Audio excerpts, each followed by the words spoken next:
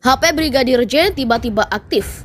Kamarudin berkata, almarhum di kuburan sibuk telepon, dihubungi sibuk terus. Saya telepon tadi pagi nomor itu, dia sibuk. Jadi almarhum juga di kuburan itu sibuk bertelepon kemana-mana. Sehingga ketika saya telepon, handphonenya sibuk terus. Lalu tiba-tiba diblokir ini, nomornya unik. Jadi almarhum juga dari kuburan bisa memblokir handphone. Sehingga kemudian ini memunculkan, sebutlah dugaan, apa jangan-jangan handphone yang selama ini dianggap sudah entah kemana, bahkan penyidik pun di tim sus pada waktu itu di Mabes Polri tidak mendapatkan juga handphonenya. Apakah handphonenya ini masih ada yang memegang sehingga kemudian bisa mengeluarkan nama atau nomor telepon almarhum Joshua ini dari grup-grup WhatsApp keluarga? Saya bingung aja, kenapa kok bisa keluar dia dari grup? Kalau saya curiga keluarnya ini bukan karena suatu kebetulan ya. Pak Kompol Cuk Putranto hari itu menelpon mengabarin untuk membawa barang-barang almarhum ke Biro Provos. Ya, karena saksi Romer itu saksi yang tanda saya petik adalah yang sekunder. Inilah yang suatu membedakan bahwa suatu keterangan yang disampaikan oleh saksi R yang sekarang itu lancar karena sesuatu yang tidak mungkin ada ditutupi. Karena awalnya kami masih takut memberikan kejujuran, Pak. Takut memberikan kejujuran, takut kepada siapa? Iya, Pak, takut sama siapa? Sama Bapak, Pak. Bapak siapa? Pak Sambo, Pak. Jadi takut sama Ferdi Sambo? Iya, Pak. Nah, saksi Romer ini menyampaikan bahwa saya berubah karena sebelumnya saya itu ketakutan, keluarga saya terancam. Nah, ini menarik juga nanti kita uji di persidangan ya. Jadi akhirnya saudara Romer ini menyampaikan yang sebenarnya. Sebelumnya dia masih ketakutan karena keluarganya. Karena waktu itu kalau teman-teman ingat bahwa saudara FS masih aktif ya, masih aktif sebagai Polri, sehingga saksi fakta ini ketakutan ya. Akhirnya saksi Romer ini menyampaikan semuanya yang mengenai sarung tangan, kemudian senjata HS, itu semuanya ada di BAP.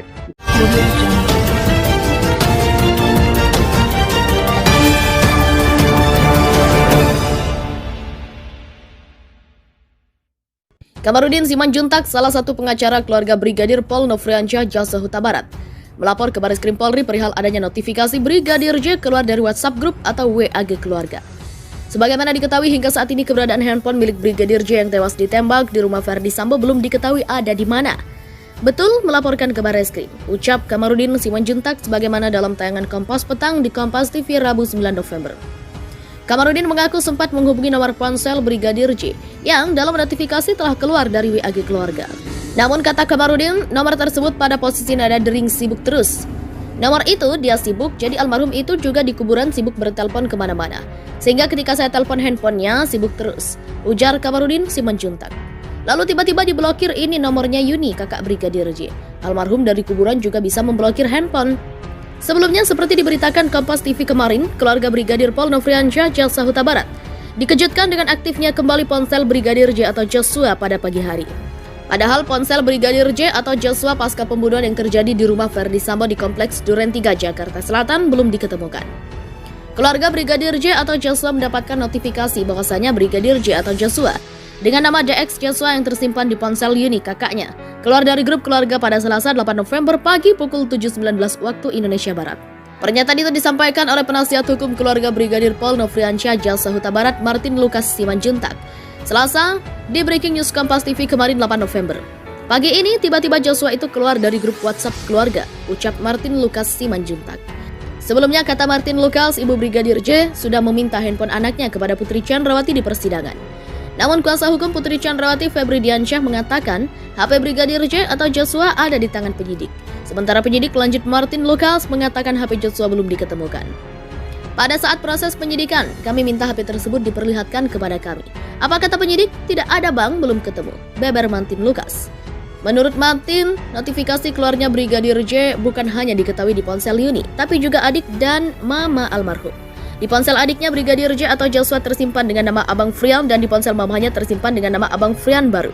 Dalam Breaking News Kompas TV terkait sidang Ferdi Sambo dan Putri yang menghadapi sidang pemeriksaan saksi, Martin berharap pihak-pihak atau pelaku penyembunyi HP Brigadir J segera tertangkap dan mempertanggungjawabkan perbuatannya. Terbongkar, Roni Talapesi berkata, tewasnya Brigadir J bermula dari masalah Sambo dan Putri Chandrawati. Pengacara terdakwa Richard Eliezer Pudiang Lumiu atau Baradae, Roni Talapesi, menganggap kematian Brigadir J dimulai dari permasalahan antara Ferdi Sambo dan istrinya Putri Chandrawati. Sejumlah pihak kata dia kemudian terseret dalam permasalahan tersebut dan kini coba mengorbankan Baradae sebagai pihak yang paling bertanggung jawab atas tewasnya Brigadir J. Ini kan permasalahannya kan, permasalahan kedua orang ini kemudian menyeret orang banyak, kemudian sekarang dan coba mengorbankan Baradae. Ini sangat tidak adil menurut kami, ucap Roni dalam Sapa Indonesia Pagi Kompas TV Senin 24 Oktober. Oleh karena itu Roni mengatakan Baradae akan menyampaikan fakta-faktanya di persidangannya secara konsisten untuk penegakan hukum yang berkeadilan, bukan hanya bagi keluarga Brigadir J dan Baradae, tapi juga orang-orang yang terseret dalam permasalahan Ferdi Sambo dan Putri Chandrawati. Klien saya juga dalam hal ini akan menyampaikan fakta yang sebenarnya. Kemudian tidak mutar-mutar lagi ya. Jadi nanti akan kita sampaikan dan kami berharap bahwa keadilan itu ada untuk Richard Eliezer dan untuk keluarga korban. Untuk para pihak yang terseret dalam kasus ini, kami berharap, ujarnya. Karena sebenarnya masalah ini masalah antara saudara FS dengan Putri Chandrawati kemudian menyeret orang banyak.